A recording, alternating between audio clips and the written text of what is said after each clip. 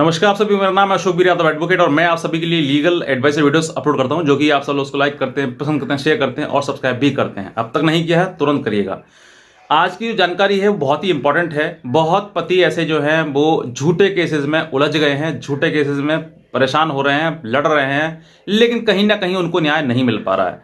तो आज मैं आपको वो ट्रिक बताऊंगा। ट्रिक क्या है? एक लीगल चीज है और उसमें आपके लिए सबसे पहली बात यह है कि आपको केस अगर आपके ऊपर झूठा आपकी पत्नी ने किया है तो आप बिल्कुल भी ना लड़ें। बिल्कुल भी ट्रायल आपको फेस करने की आवश्यकता है ही नहीं। अब वो क्यों नहीं है? ऐसा नहीं है कि आप भाग जाएंगे तो कोर्ट पकड़ लेगी, कोर्ट आपको गिरफ्तार कर लेगी और आपको भगोड़ा साबित कर सकती है। भागना भी नहीं है और आपको लड़ना भी, लेकिन वो भी तरीके से, कानूनी रूप से।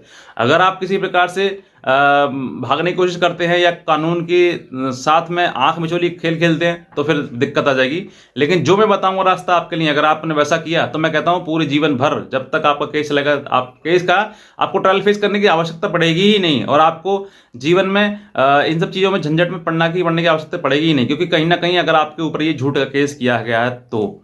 अब बात करते हैं कि सेक्शन 498A जो है वो महिलाओं के लिए बनाया गया था। महिलाएं किसी प्रकार से पीड़ित हो, पति या पति के परिवार के द्वारा पीड़ित हों, वहां महिलाएं जो है वो अपना हक जताने के लिए, अपना कानूनी अधिकार जताने के लिए पति और पति परिवार पर केस कर सकते हैं।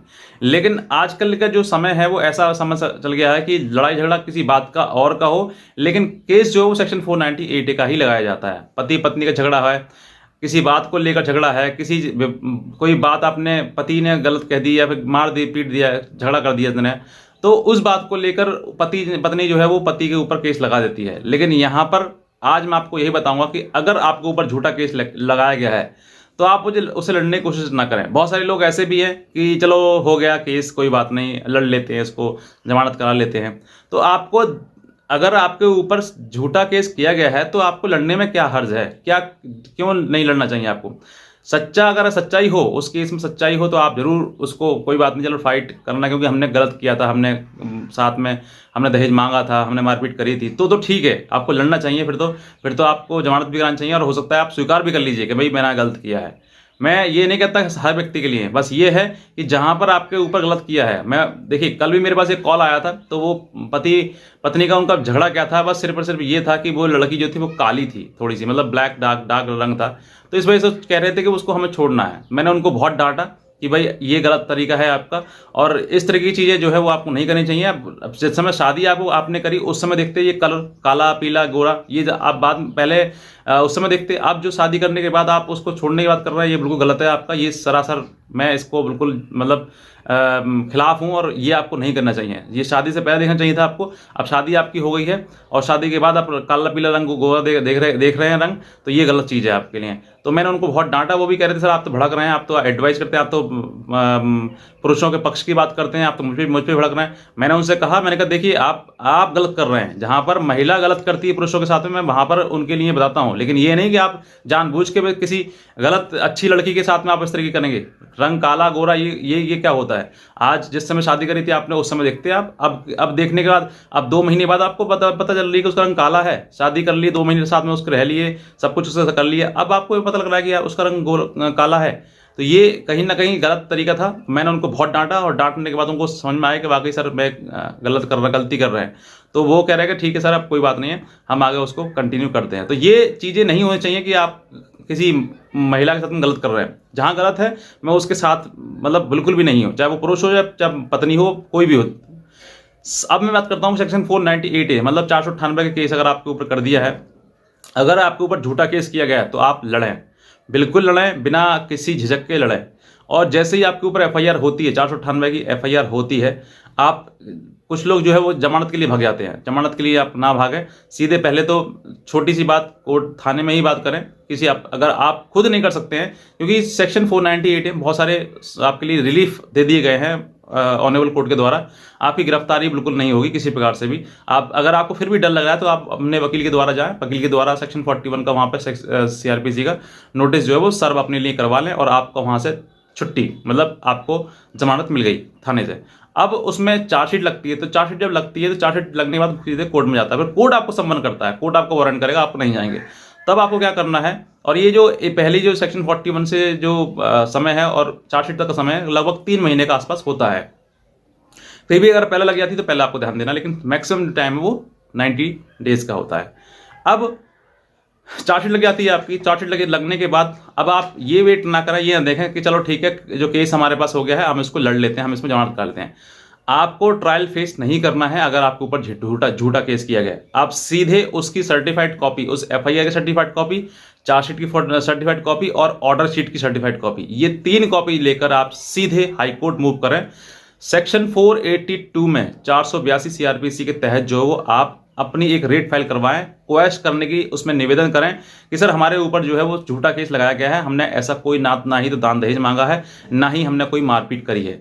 तो अगर आपने ये सब किया तो डेफिनेटली मैं कहता हूं आपके लिए कोर्ट 101% आपके लिए रिलीफ देगी ही देगी। अब सर जो इंपॉर्टेंट बात कि आपको उन सब चीज़ों के लिए कि आपके ऊपर झूठा किया गया है तो आपको कैसे प्रूफ करना है।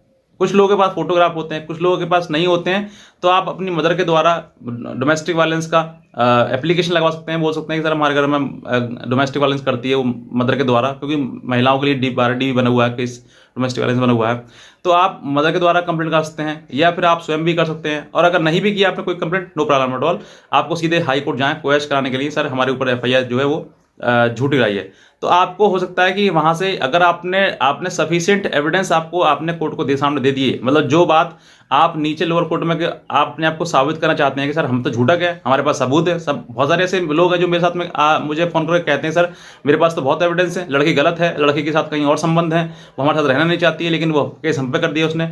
तो ऐसे अगर आपके पास एविडेंस है और आप सोच रहे हैं कि हम लोअर कोर्ट में साबित कर देंगे, तो आप लोअर कोर्ट में साबित ना करके आप सीधे हाई कोर्ट में करें साबित।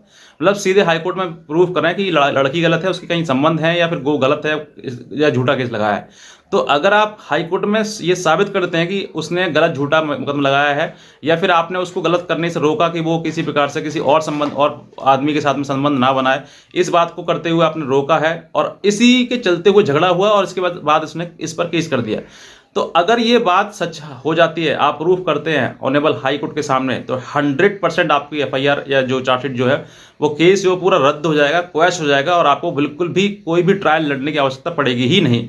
सीधे सीधे एक ऑर्डर आएगा वहां से, और ऑर्डर वो जो है वो सीधे लोअर कोर्ट में लगाओ, सीधा पूरा केस खत्म, बंद। समझ गए? दूसरा, अगर मान लीजिए आप नहीं कर पाए, 1% आप प्रूफ नहीं कर पाए, या फिर कोर्ट ने नहीं सुनी आपकी बात में, तो भी आपको कुछ ना कुछ रेमेडी वहां से मिलेगी। हो सकता है कि आपका मेडिएशन करा दिया जाए, तब तक कि नीचे की जो लोअर कोर्ट की प्रोसीडिंग है उसको स्टॉप कर दिया जाए, बंद कर दिया जाए, और वहां पर मेडिएशन हाई कोर्ट में करा दिया जाए। अगर मेडिएशन करा दिया जाता है वहां पर, तो वहां पर भी आपके लिए काफ़ी रिलीफ मिलेगा। हो सकता है कि 1-2 साल के लिए आपकी जो प्रोसीडिंग है वो स्टॉप हो जाए।